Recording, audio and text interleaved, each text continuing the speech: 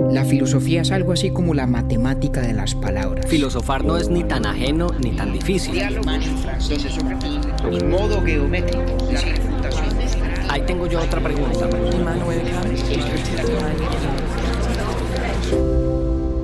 Urbi et Orbi, a la ciudad y al mundo. Buenos días, buenas tardes, buenas noches.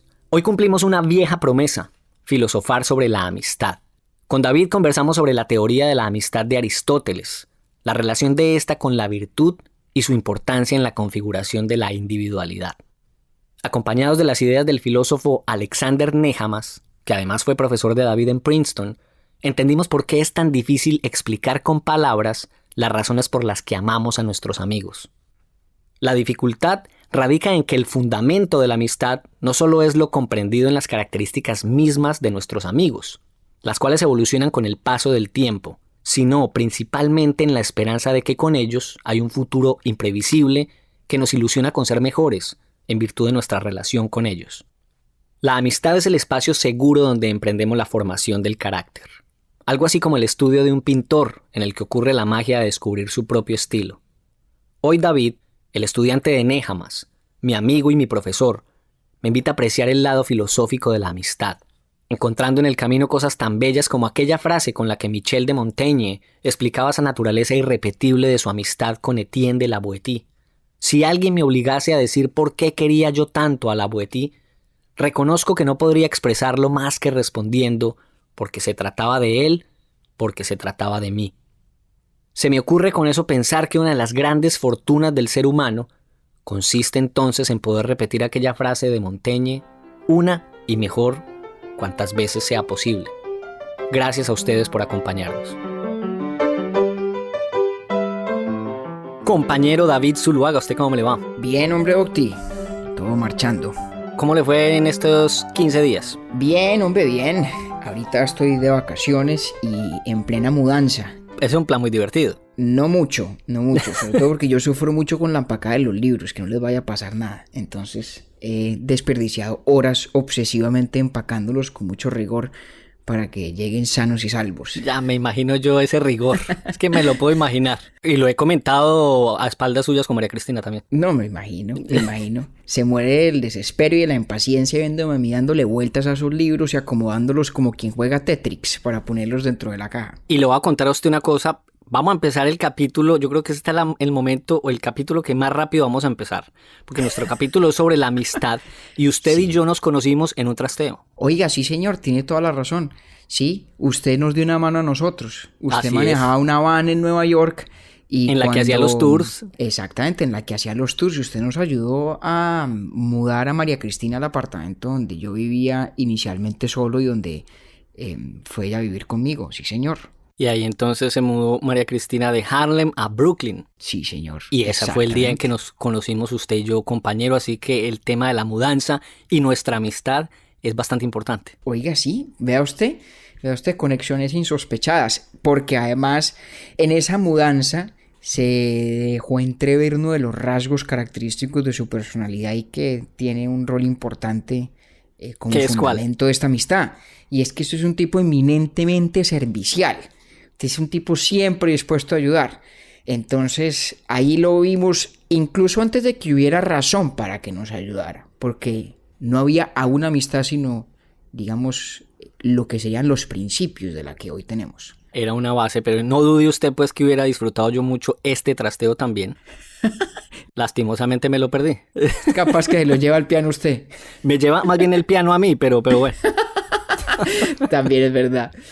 Bueno, compañero, hombre, este capítulo queríamos hacerlo desde la primera temporada, sobre la amistad. Hacía rato estábamos en mora, como me lo ha recordado ya muchas veces mi amigo David Escobar en Medellín también, que sé que lo ha estado esperando hace muchas semanas.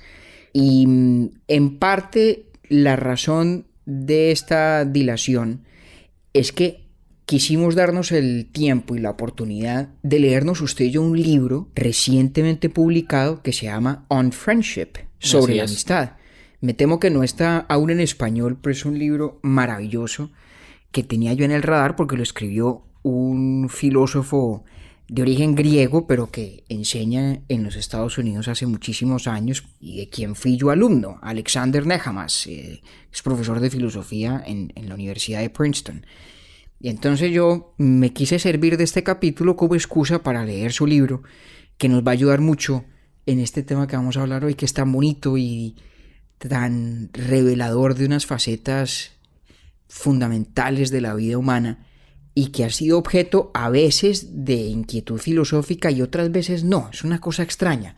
Fue muy importante para ciertos autores, sobre todo para Aristóteles, y después de Aristóteles, digamos que dejó de haber gran innovación intelectual alrededor del tema de la amistad, y creo que este libro en ese sentido es un logro importante porque, en mi muy modesta opinión, tiene cosas bien novedosas para decir, ¿no? Que además fue un libro, claro, yo no había leído, pues digamos que filosofía sobre la amistad, ni siquiera Aristóteles. Yo empiezo a conocer lo que decía Aristóteles a través de Nehamas.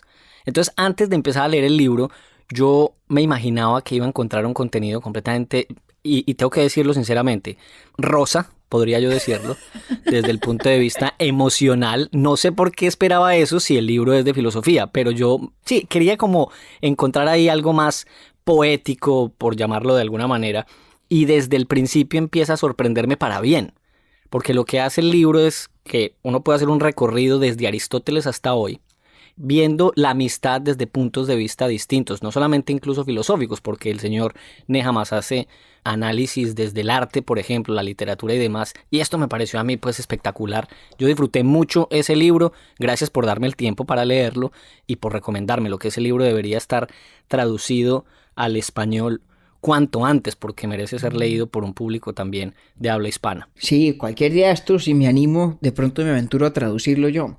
Hombre, aquí le hacemos barra.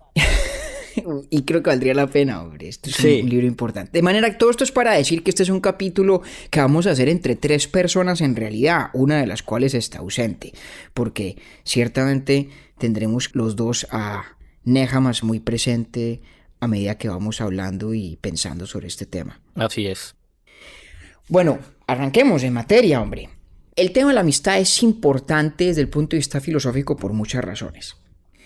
La primera, la fundamental, es que desde el punto de vista de la ética, no pensemos estrictamente acerca de los deberes y las obligaciones morales y los derechos que uno tiene, sino de la pregunta de cómo vivir bien, cómo llevar una buena vida, que en últimas es la pregunta ética fundamental. Desde el punto de vista de la ética así entendida, digo, la amistad es muy importante. Es uno de los elementos que da sentido al vivir, que hace valiosa la vida, que la hace placentera, satisfactoria. Y desde ese punto de vista, en la medida en que los filósofos se preguntan por la ética, por el buen vivir, pues tienen que preguntarse también por la amistad, por las relaciones entre las personas que no son meramente instrumentales, ¿cierto? Es decir, que no consisten únicamente en utilizar a otro para un beneficio determinado y concreto que bien podría suplir a alguien más. De pronto ahí podemos encontrar una primera distinción filosófica interesante. ¿Qué significa que alguien sea amigo mío versus quien no lo es? En últimas, lo que significa es que quien es amigo cumple un rol en mi vida que no es sustituible por otra persona, digo, que tenga incluso las mismas características. Entonces, por ejemplo, si yo voy al banco a hacer un trámite y estoy en la fila y llego a donde el señor cajero en el banco, yo voy allí con un fin transaccional. Mi relación con el cajero del banco es instrumental. Digamos que el señor se llame José. Bien podría ser José el que me preste el servicio, y si no está José disponible y llega la señora Beatriz y me atiende la señora Beatriz, pues da lo mismo, ¿no? Son sustituibles, es lo que llamaríamos relaciones impersonales, relaciones donde interactuamos unos con otros, pero la persona específica que uno es no es esencial a la relación. La relación podría, sí, existir de la misma manera con otra persona. Da lo mismo que sea Beatriz o que sea José quien me atiende en el banco. Aun cuando usted pueda conocer aspectos generales de la vida de José o de Beatriz, Sí, total. eso no afecta la función que cumple él en su vida y usted en la de él también incluso. Correcto, pero anóteme ese comentario porque ya vamos a ver cómo a medida que vamos conociendo del otro, empieza a germinar forma incipiente de la amistad. Entonces, si esas son las relaciones impersonales, luego tenemos las amistades, que son relaciones donde quien la contraparte es esencial a la relación, no es sustituible. Y Nehamas, de hecho, tiene una tesis muy interesante, por eso quise anotar su comentario o destacarlo. Y es que, aunque a veces pensamos que la amistad solamente se manifiesta en las formas íntimas de la amistad, ¿cierto? El amigo entrañable, el compañero de infancia, incluso la pareja amorosa, que en un amor funcional es también amiga. Aunque esos son los casos que vienen a la mente cuando hablamos de amistad, Nehamas dice una cosa muy, muy interesante, en mi opinión acertada, y es que la amistad viene en distintos grados, pero es toda de un mismo tipo.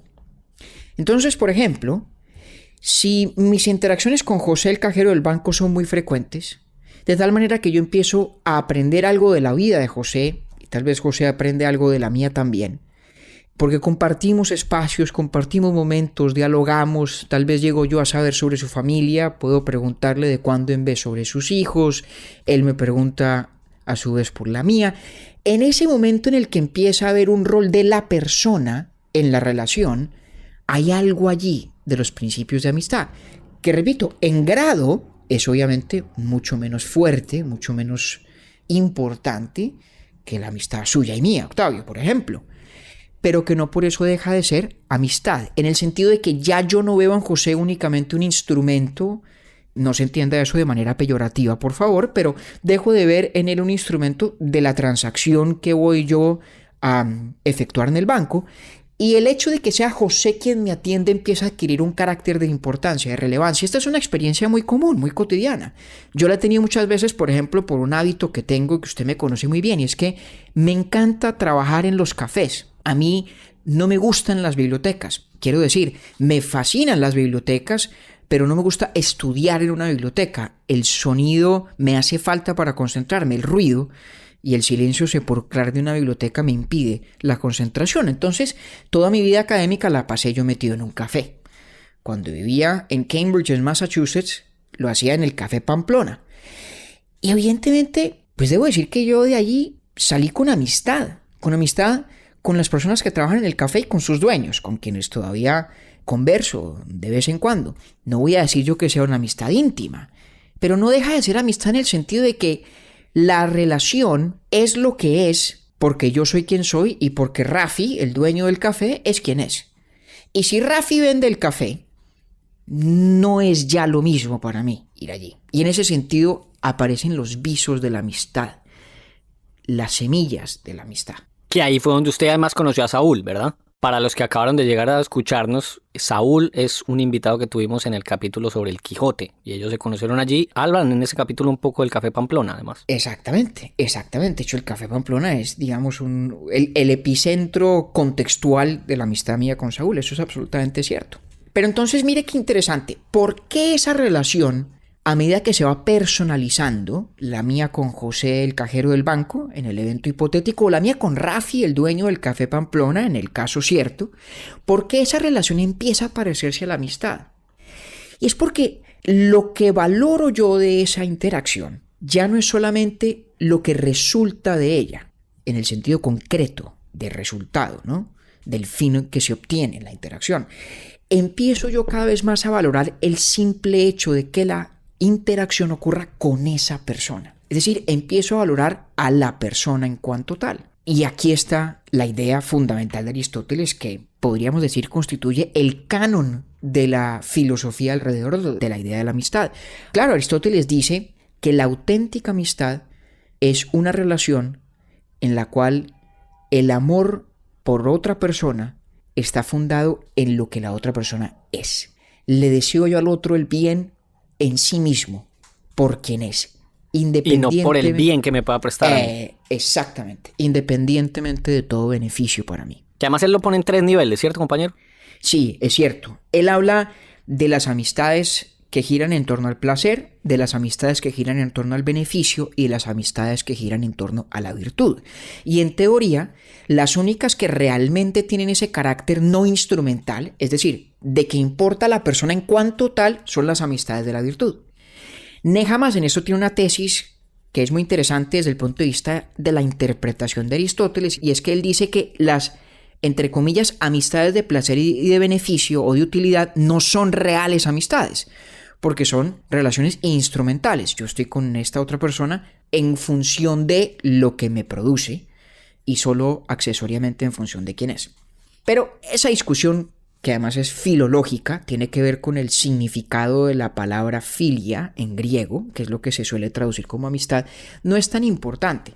Lo que sí es muy interesante es esta idea de Aristóteles de que la auténtica amistad, esa capacidad de que me importe el otro por quien es, esa forma de amar que está fundada en la persona del otro y no en los beneficios que para mí resultan de esa relación, dice Aristóteles, es solo posible entre las personas virtuosas. Sí, ahí fue donde yo empecé a cuestionarme un poco sobre el planteamiento aristotélico. Claro, hay que decir una cosa, ¿no? Para Aristóteles el concepto de virtud es un concepto muy amplio, que va más allá de las virtudes morales, llamaríamos nosotros, ¿no?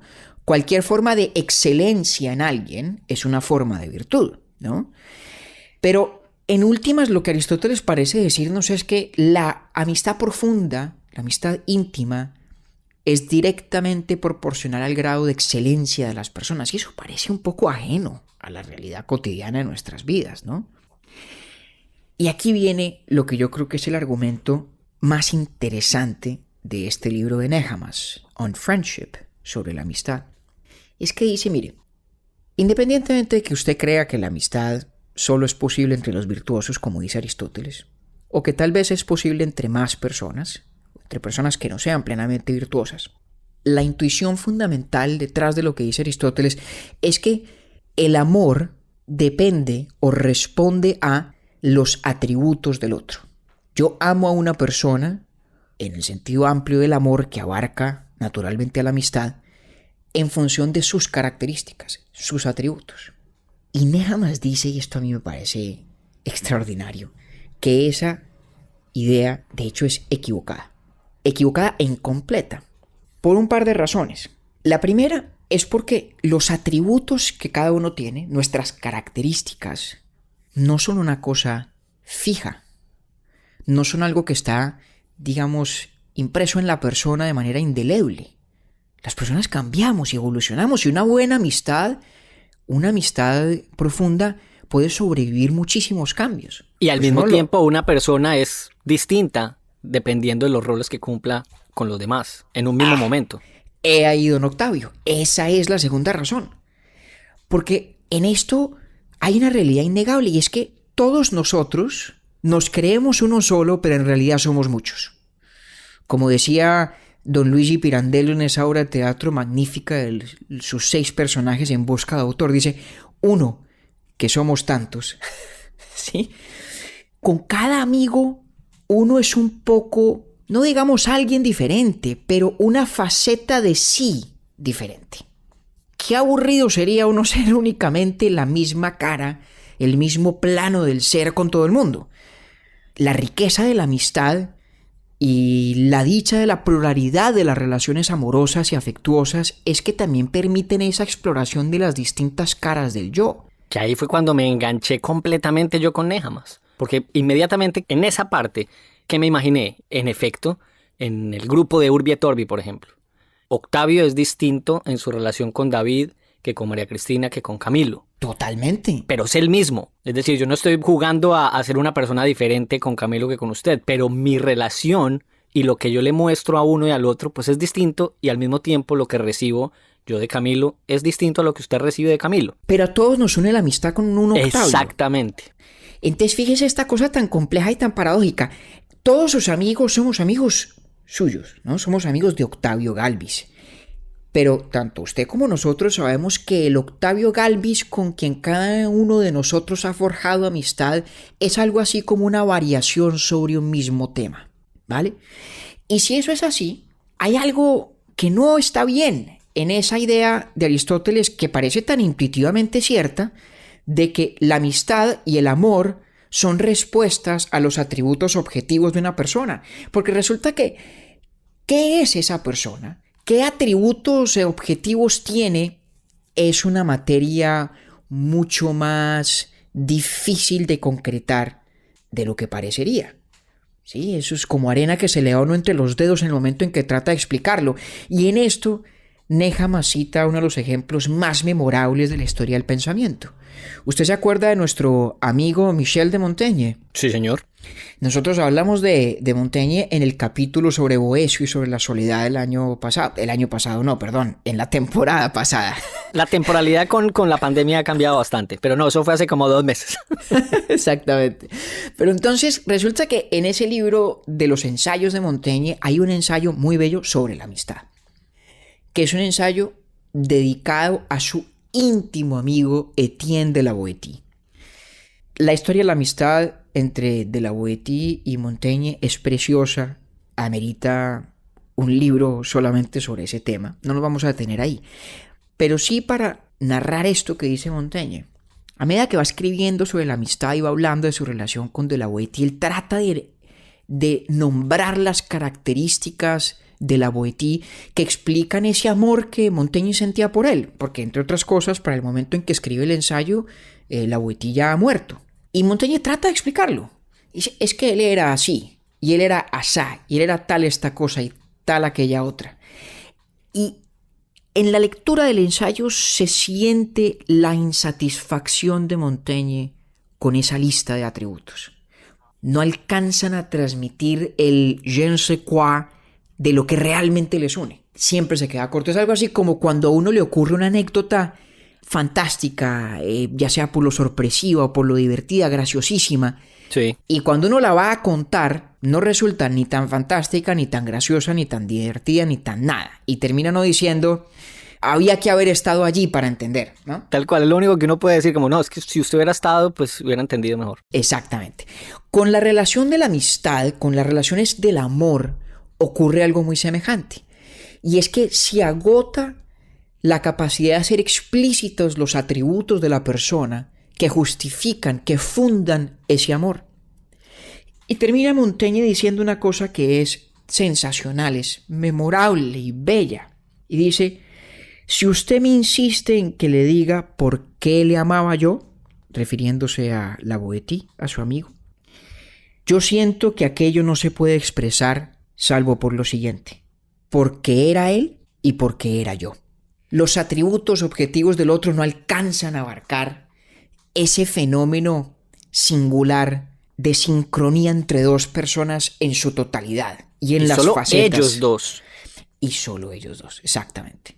Y por eso dicen, dejamos, yo creo que con mucha razón, que cada amistad es una combinación única entre dos almas, imposible de replicar. Que quien pueda arrancar con la edición en inglés del libro del que estamos hablando, en la introducción habla él de sus amigos de infancia y cómo el rol que él cumple cuando vuelve a Grecia a cumplir con una cita infantable siempre que él va a su país de origen y es reunirse con sus amigos de la infancia, pues su rol con ellos cambia que como si estuviera en Princeton dando una clase o con sus colegas profesores. No solo cambia, sino que él mismo cuenta que parte de la sustancia de esa amistad con sus paisanos griegos es el hecho de que con ellos él no es un profesor de Princeton de filosofía. Y eso lo somos todos. Cuando nosotros nos encontramos con nuestros amigos de la ciudad natal o de la universidad de pronto, el colegio, somos ellos, lo que fuimos en ese momento. Y es una persona que es genuina, pero pues que evolucionó con otros, pero con ese grupo sigue siendo bastante fiel. Eso es muy bonito y a todos nos ha pasado. Por favor, apúnteme esa historia que usted acaba de narrar porque dice mucho sobre cómo mueren las amistades. Ya nos devolvemos a eso. Entonces, a ver, decíamos pues, según Aristóteles, la amistad profunda, sincera, íntima, solamente es posible entre los virtuosos. Podemos o no estar de acuerdo con él, pero en últimas lo que importa de esa tesis es un principio más general, y es que la amistad, en la visión aristotélica, responde a los atributos objetivos de otro. Y hemos dicho que esa tesis tiene sus problemas, sus complicaciones. Una es el hecho de que evolucionamos, de que las personas vamos cambiando, no digamos de manera radical, no vamos a decir que hay unos timonazos drásticos que ocurren en el mezzo del camino de nuestra vida, pero no obstante hay matices que se van modificando, cosas que se van transformando, y amistades hay muchas que mueren a la luz de esas transformaciones.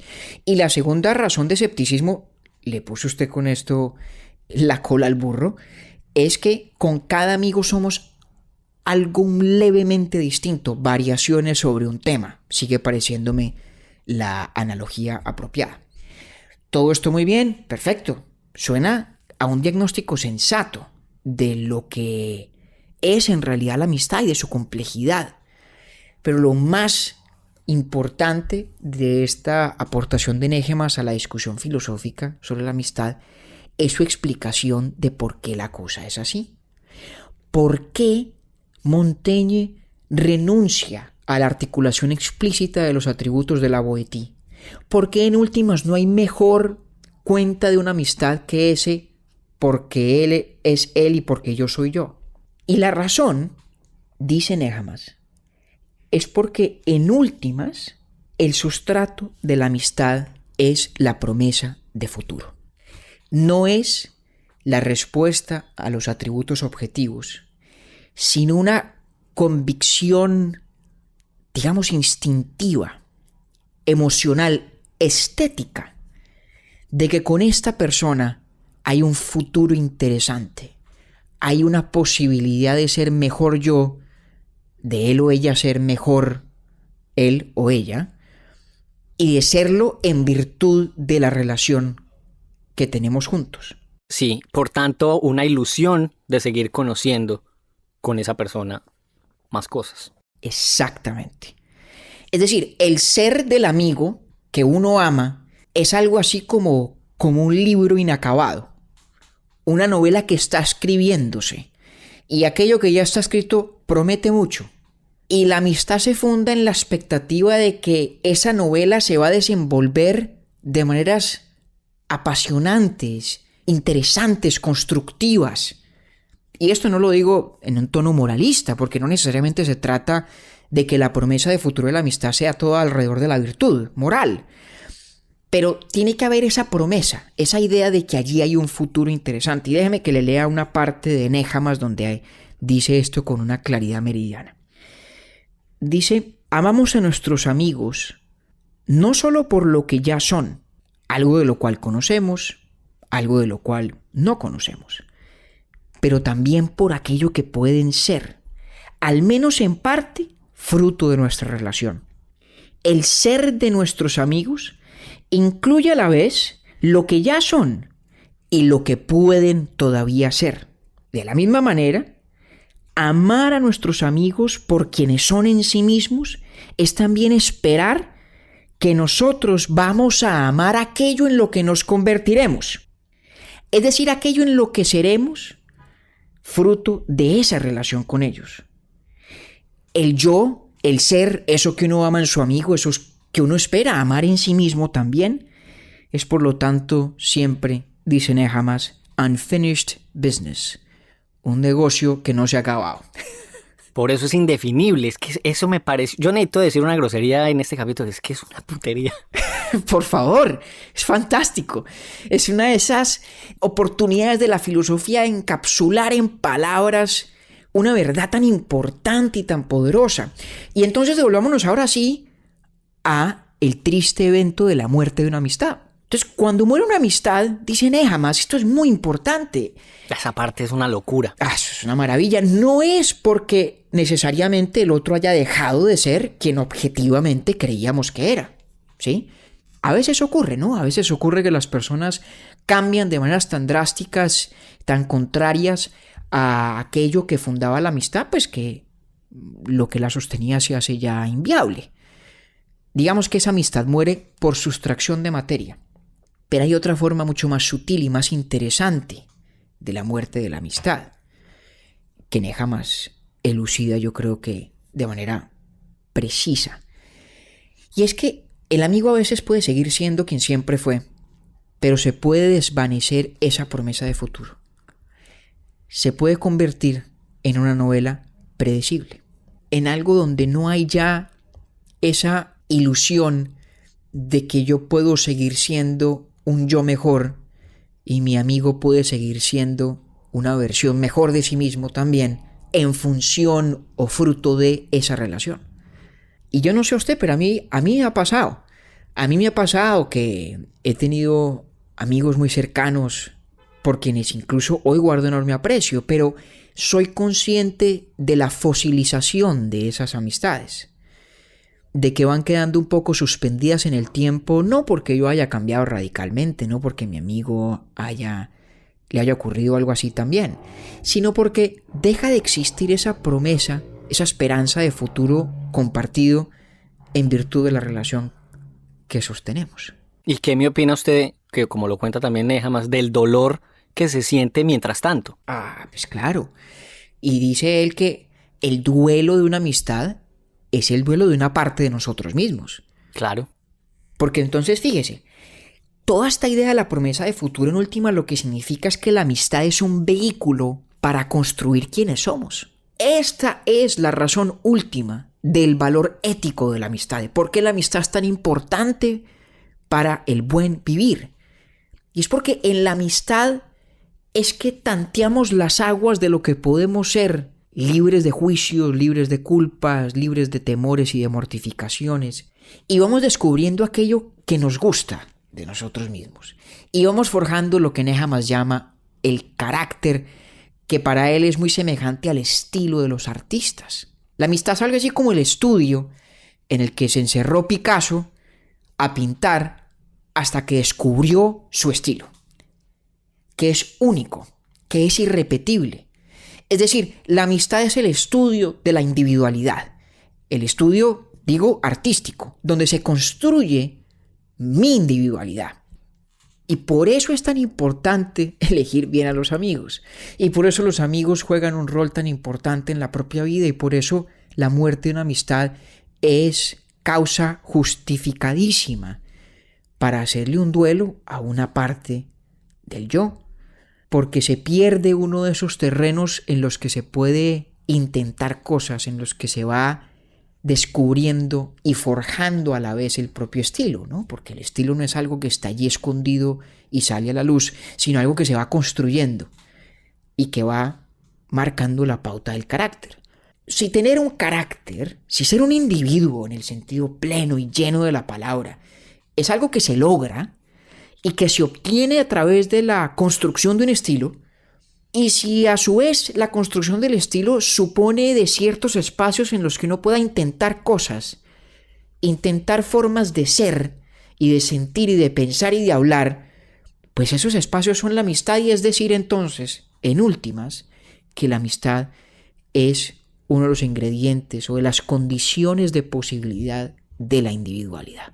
Y sabe que yo entendí cuando leía Nehamas hablando de lo imposible que es definir la totalidad de una amistad por ese carácter misterioso incluso que ofrece el porvenir.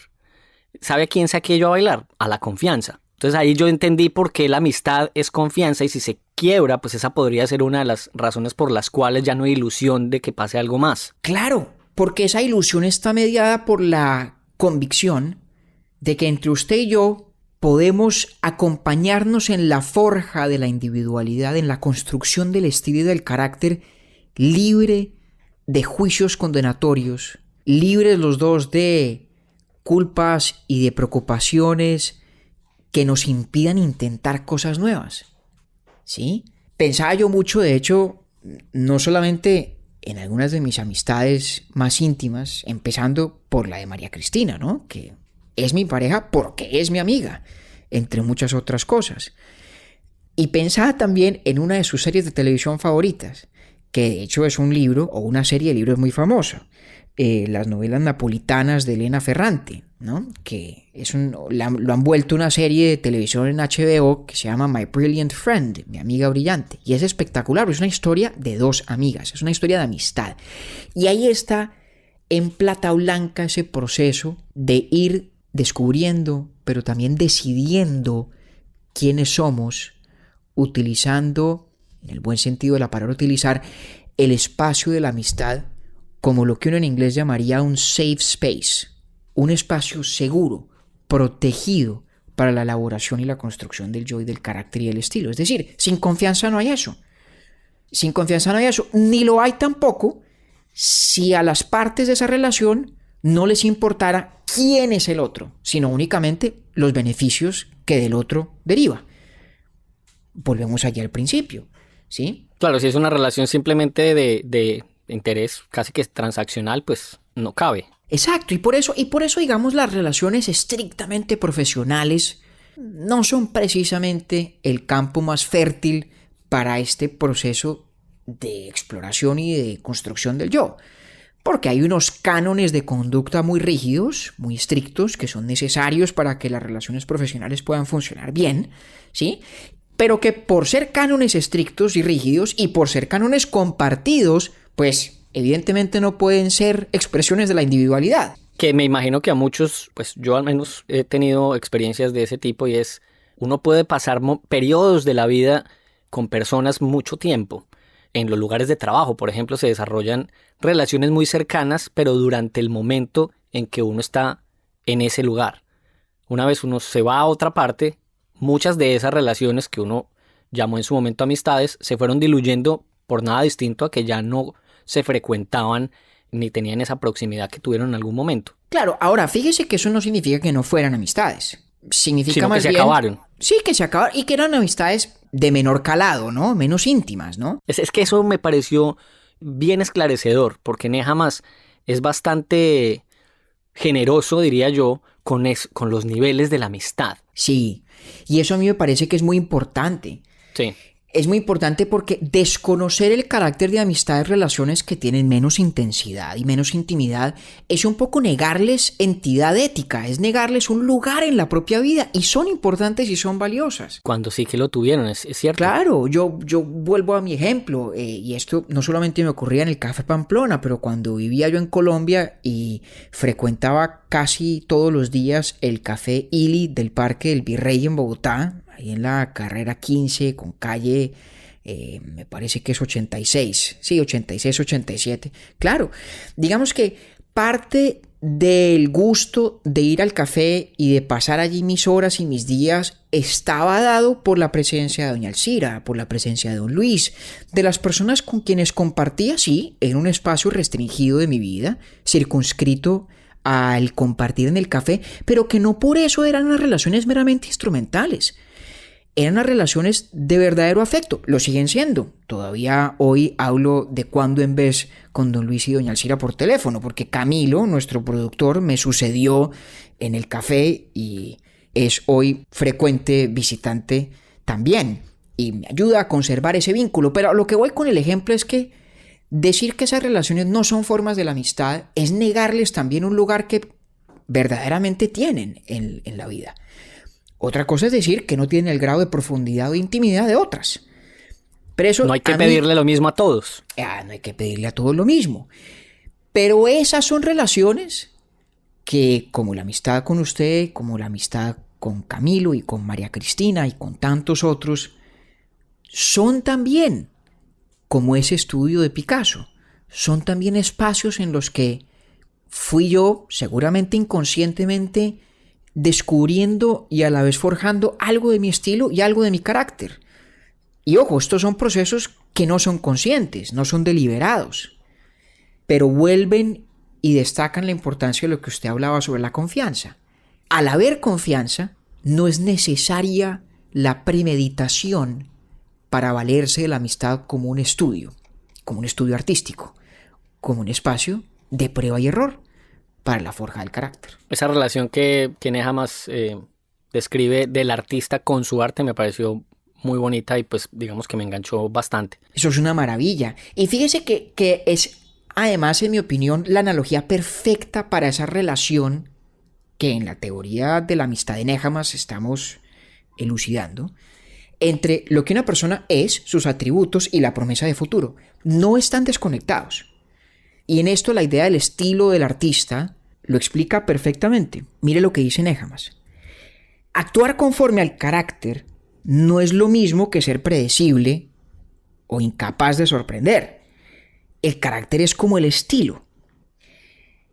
Y el hecho de que un artista tenga un estilo característico no significa que podamos predecir lo que va a producir o cómo será su obra. Eso es absolutamente cierto. El ejemplo de Picasso es muy útil porque tiene un estilo muy característico, pero otro artista frente al cual tengo yo una sensación muy semejante es Lucian Freud.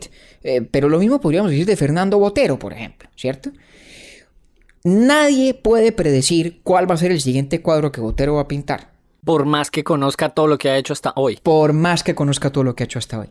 Pero el día en que lo pinte y nos lo pongan enfrente, hemos de decir, ahí está Botero. Tal cual. Sí. Esa es la maravilla del carácter y del estilo, que está anclado en algo que se es, pero tiene esa promesa de futuro impredecible, ese open-endedness, diría en inglés, y dice en inglés Nehamas, ¿sí? Esa apertura a lo que puede ser, que repito, en el caso del artista es clarísimo, y la invitación que él nos hace es a ver en la amistad un fenómeno como en el arte, de naturaleza estética. Y además, ¿sabe qué me encanta de Nehamas? Cómo lo pone él también en su caso personal, en sus ejemplos tan mundanos y tan de hoy. Él le dedica este libro a un amigo suyo que se llama Tomás, o Thomas, él le dice Tom, por supuesto. Y a lo largo del libro lo que va describiendo es cuando él se le pincha el carro y Tom en pijama y tal decide, bajo la lluvia, cambiarle su llanta, y esto para él fue completamente digno de Tom y digno de su amistad. Una cosa tan simple y tan sencilla como que una llanta se pinche. Claro, y eso es parte de la razón por la cual es tan difícil captar la amistad en las expresiones artísticas. Esto es un tema que Nehamas trata también. La pintura es un poco incapaz de captar el fenómeno de la amistad, porque la amistad es un tipo de relación que solamente se puede entender en el tiempo, ¿no? La amistad es extendida en el tiempo y no se puede percibir a partir de meros comportamientos, sino tiene uno que observar patrones de comportamientos entre personas durante un tiempo determinado para poder decir, ahí hay amistad. Que de hecho la pintura de ¿cómo se dice? La Boétie. La Boétie. La Boétie y... No, es que esos nombres sí me están poniendo muy duro, pues aquí con este hablado montañero mío. ¿El qué? De Montaigne y la Boétie. De Montaigne y la Boétie. Dios mío. Ahí sí me toca decir, pardon my French. Pero era incapaz de describir, sí, tal cual. Era incapaz de describir la amistad que él sí había ilustrado perfectamente bien en su ensayo. ¿Cómo se quedaba corta? Claro, se queda corta porque entonces si la pintura no es capaz de representar, digamos, la dimensión temporal de la amistad, la literatura, la narrativa, de la cual el ensayo de Montaigne es tal vez un ejemplo en este contexto, y lo son muchos otros, por lo menos Nehamas dice, tiene el problema de que no logra captar la trascendencia de la pequeñez en la vida de los amigos. Porque lo que define una relación de amistad no es la importancia de las cosas que los amigos hacen juntos, ¿no? Claro, uno podría irse al arquetipo heroico de la epopeya para pensar en la amistad de Aquiles y Patroclo, ¿no? Donde todo lo que hacen es cosa grande, ¿no? Es gesta de gigantes. Empezando o finalizando mejor por el hecho de que Patroclo muere y eso le produce a Aquiles la mayor depresión de su vida y termina como loco yendo a matar a Héctor, y en últimas todo aquello conduce a su propia muerte. El punto es que uno puede irse a esa forma de concebir la amistad grandiosa de la épica clásica, ¿no? Pero la verdad es que las amistades están hechas desde pequeñas cosas. Me hizo usted acordar, y yo le debo el dato inútil pero divertido de hoy. A ver, ¿y por qué se le vino a la mente ahora o qué? Porque es que tengo un cuento muy bueno, no con Aquiles, pero con Atila. Atila, a ver. Sí, entonces el hombre se iba a pelear a la guerra y le puso el cinturón de castidad a su amada. Entonces le dejó la llave a su mejor amigo y le dijo, si yo no vuelvo en un año, puedes abrir el candado. Y se fue Atila para la guerra. A los 3 kilómetros el amigo llega corriendo donde estaba Atila y le dice, Atila, esta no es la llave. Y ahí se acaba la amistad, evidentemente. Y ahí ya no hay una ilusión de porvenir por ninguna parte. No hay ninguna ilusión de porvenir, correcto. El ejemplo puesto, qué pena con nuestros 5 pelagatos esta digresión, el ejemplo pero es puesto, que como yo les quedé viendo el dato inútil del primer capítulo, me tocaba ahí pagar deuda. Está bien, se le defiende, pero el ejemplo puesto es la novela El curioso impertinente que ocurre en El Quijote, ¿no? Donde un amigo le dice al otro, le voy a pedir a usted un favor, para yo saber que con la mujer con quien me voy a casar, de verdad no estoy cometiendo un error y que es mujer casta y virtuosa, necesito, hermano, que usted se dedique a levantársela.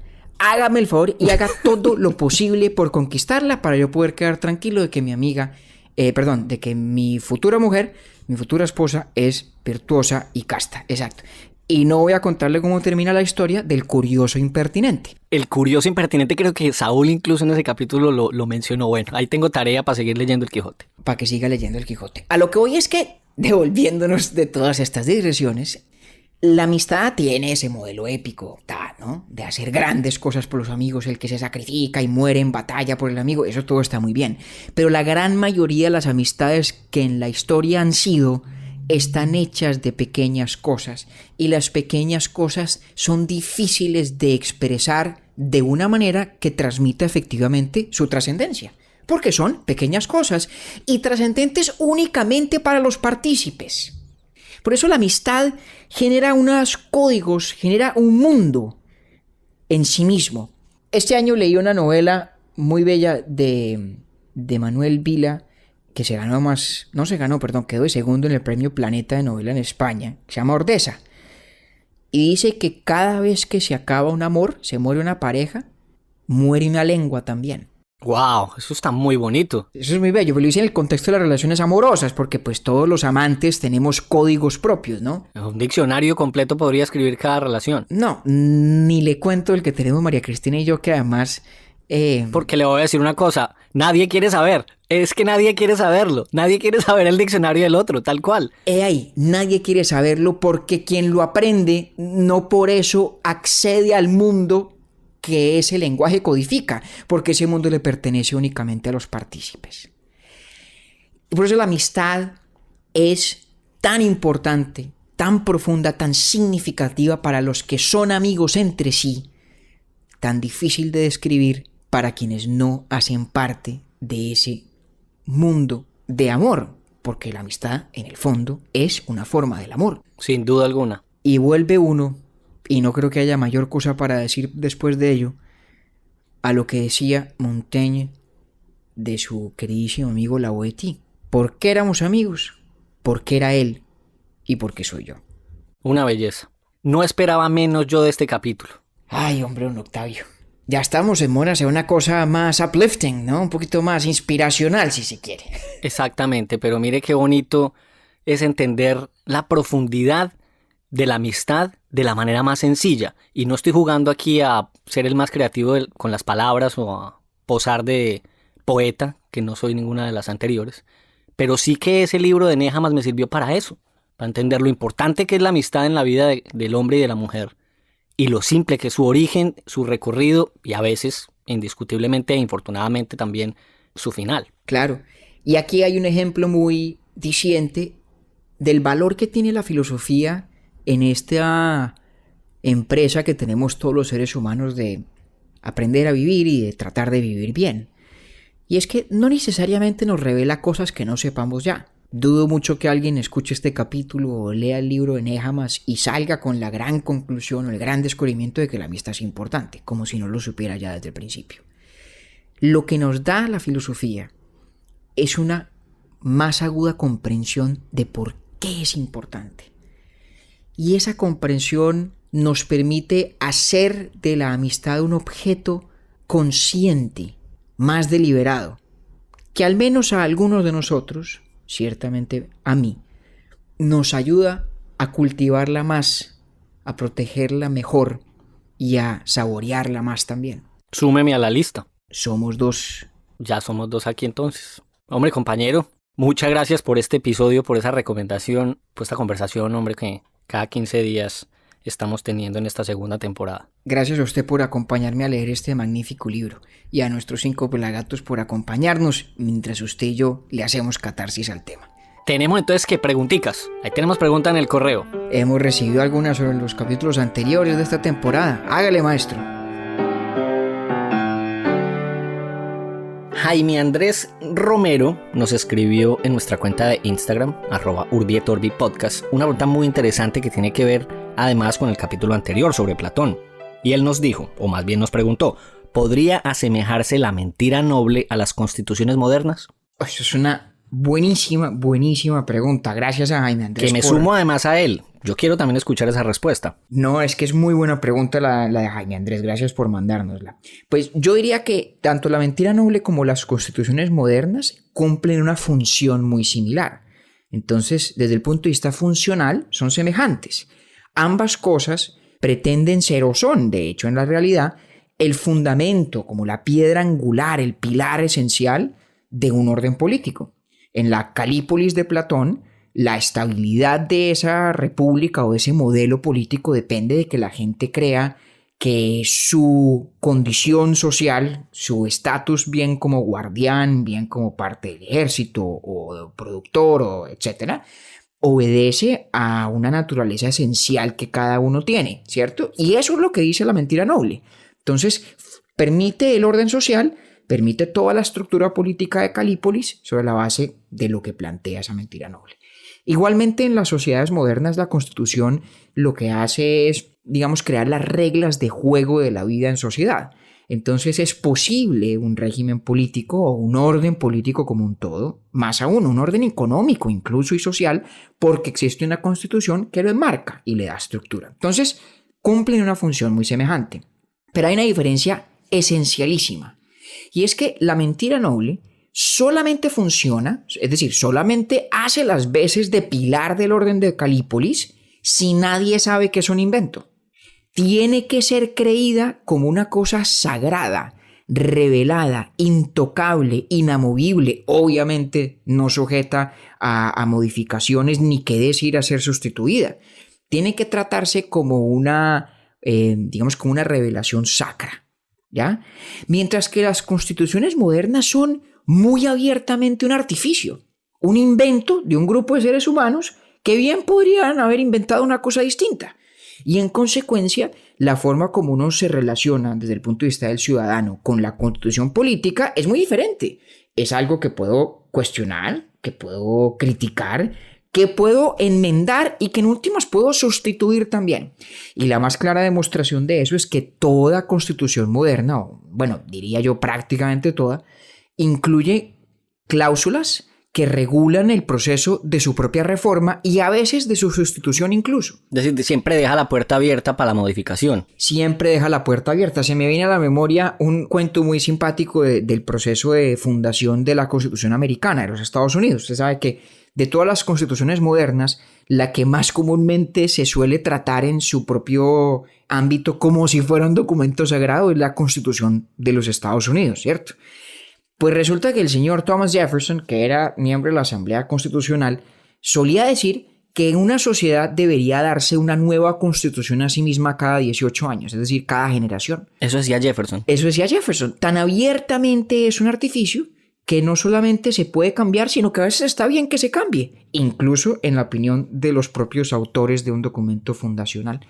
De manera que ahí hay una diferencia muy importante y gracias de nuevo a Jaime por la pregunta tan chévere, tan valiosa. Y fíjese usted que ahora usted mencionando la Constitución de los Estados Unidos, de ella o al menos de uno de sus inspiradores, vamos a hablar del próximo capítulo. Así es. Bueno, no sé si el próximo, pero en próximos capítulos estamos preparando En próximos uno. al menos. Exactamente, Sí, es verdad. estamos preparándonos sobre ese tema, es correcto. Bueno, déjeme antes de despedirnos de saludar a 3 personas. Una deuda que tengo con 2 niñas. Una se llama Valeria Castro en Medellín y otra se llama Andrea Ramírez también en Medellín, que nos sugirieron o nos preguntaron por un capítulo sobre el estoicismo que ya hicimos al final de la primera temporada, y que me regañaban con toda razón en Instagram porque me dijeron, usted nos prometió que nos iba a poner a izar bandera y no lo ha hecho. Entonces aquí las pongo a izar bandera, Valeria y Andrea en Medellín. Y Juan Camilo Álvarez nos ha escrito al correo electrónico. Voy a mencionar una parte muy curiosa, divertida, como los datos que me gustan a mí, no la más importante de su correo, pero sí cómo nos encontró. Juan Camilo alguna vez en Spotify estaba buscando a Aristóteles y así fue como nos encontró Juan Camilo Álvarez Ladino. Maravilloso. Me parece muy prometedor. Si Spotify arroja Urbi et Orbi como resultado cada vez que alguien se mete a buscar el nombre de un filósofo antiguo muy difunto, pues nos va a salir bien la cosa. No serán muchos, no creo que sean muchos los que buscan a Aristóteles en Spotify, pero si nos ayudan de esa manera los señores de Spotify a dar con oyentes como Juan Camilo, maravilloso. ¿Qué tal que un día de estos en los charts de Spotify o en los rankings diga, no sé, Bad Bunny, J Balvin, Aristóteles? Imagínese esa vaina. Aunque por respeto y por aprecio jamás aspiraría a que Urbi et Orbi en eso supere a Shakira. Siempre tendrá que estar ella adelante nuestro. Doña Marcela Henao nos regaló y nos mandó un saludo que vamos a poner a continuación, y con él invitamos a todos los que quieran mandarnos una nota de voz. No necesitamos que sea altamente producida, literalmente una nota de voz en donde saluden a los otros 4 pelagatos, porque siempre vamos a hacer 5. Por y principio. nos cuenten, exactamente, nos cuenten cómo llegaron a él, qué les gusta, por qué lo recomiendan. Así es. Marcela, gracias por oír este podcast, por recomendarlo y anticipadamente gracias a los pelagatos que nos enviarán sus mensajes de voz en un sentido similar para futuros capítulos. Soy Marcela Henao de Medellín, Colombia, y escucho Urbi et Orbi porque me permite entender la filosofía de una forma demasiado entretenida y amena. A David y Octavio, solo agradecimientos por permitirnos ver el mundo de otra manera. Urbi et Orbi, un podcast súper recomendado. Lo invitamos a suscribirse a Urbi et Orbi en cualquiera de las plataformas en donde nos escucha y así recibir las notificaciones de nuevos capítulos. Estamos en Instagram como @UrbietOrbiPodcast y en www.urbietorbi.podcast.com, donde además puede inscribirse a nuestro newsletter. Urbi et Orbi es producido por Bielo Media, con la edición de Ernei Quintero, el diseño sonoro de Felipe Durán y la coordinación general de Camilo Zuluaga. Agradecemos especialmente a Luciana Pimiento por la voz de la introducción, a Martín Pimiento por el diseño del logo y por supuesto a María Cristina. Nosotros somos David Zuluaga y Octavio Galvis.